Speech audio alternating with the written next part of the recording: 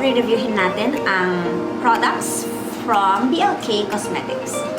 Recently, nag-release sila ng products na K-Beauty. Dalawang set yata yun. Isang spring collection at isang summer collection. So, yung binili ko is yung spring collection. Yan.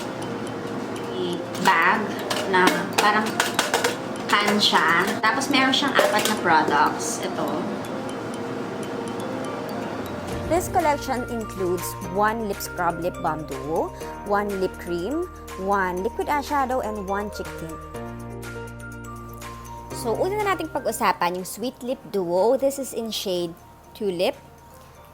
Yan, yung outer box niya is flowery, tapos yung sa loob niya is the same yung itsura. Tapos it consists of 2 layers. So yung upper layer niya, it has a small mirror, tapos andun yung lip balm, and then yung second layer niya is a strawberry flavored lip scrub which smells amazing. Ito yung swatch nung lip balm and then yung lip scrub. And then nakalagay sa packaging, yung lip scrub, it gently slough away rough and dry patches. So, effective naman siya. Natanggal naman yung mga flakiness ng aking lips. Ito namang lip balm, meron siyang plummy mauvey color nung nasa pot siya. Pero nung in-apply ko na siya sa lips ko, nagmukha na lang siya na natural, na rosy lips, ganun. Tapos, very hydrating din siya, na moisturize yung lips ko very well, na wala yung dryness. Ayan. Napaka-perfect nitong lip balm na to sa mga tipong gandang lip tint lang, yung parang ganong itsura. Sunod naman nating pag-usapan yung para sa lips, yung Soft Matte Mousse in shade Carnation. Sa totoo lang yung packaging nito, I'm so in love with it. Yan, frosted yung glass niya, tapos flowery dun sa may hawakan. And then yung mismong applicator niya, shape niya is doe foot, kaya precise yung pagkakalagay sa lips. Ito yung swatch niya, para siyang pink na meron siyang coral na may gray undertone.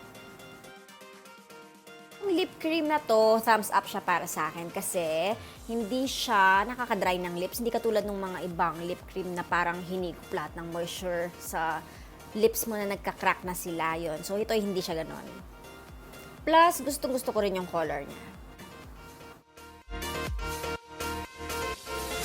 Sunod naman is yung Intense Color Liquid Eyeshadow in shade Daisy. Ito mas maliit compared dun sa iba. Color niya, parang medyo may pagka-dusty rose siya. Siya yung naiiba dun sa tatlo. And then, sabi, it can also be used as cheek color. I think maganda siya na pang cheek compare sa eyes. Kasi sa eyes, hindi ko siya masyadong bagay. Hindi ko siya masyadong trip para sa eyes. Although, maganda siya na hindi siya sticky. Pero yung color niya, hindi siya bagay para sa akin. Yun. Not for me. Siguro for cheek, gagamitin ko siya. Pero not for the eyes.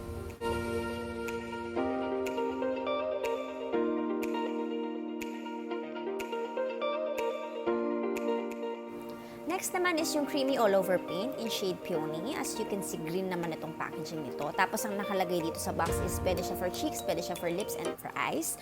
Tapos ito yung swatch niya. If you compare it dun sa may right side, dun sa Carnation, halos same sila ng color. Mas gray lang yung Carnation. Among all the products, ito yung pinak-favorite kong color. Na-turn off lang ako dun sa sobrang laki na applicator na kailangan mong scrape off yung product dahil ang dami-daming sumasama. Tapos yun, nilalagyan ko lang siya ng 1, 2, 3 drops yan kasi super pigmented siya. Tapos gumamit ako ng brush kasi mahirap siyang i-blend. Yan. At dumali siyang blend nung gumamit ako ng brush. Yung color niya para siyang coral na pink.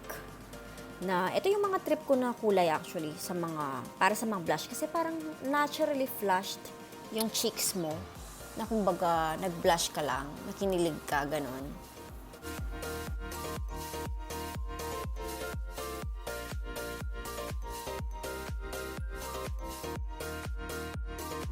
And then, yun lang ba? Wala na. Okay. So, ang tanong, sulit ba siya? Or dapat mo ba siyang bilhin? Or kabili-bili ba siya? Ang price lang is 1,400 or nasa 1,500 siya, pati yung shipping. So, kung makeup collector ka, sulit siyang bilhin. Para siyang collector's edition, ganon. Pwede, maganda siyang pang-display.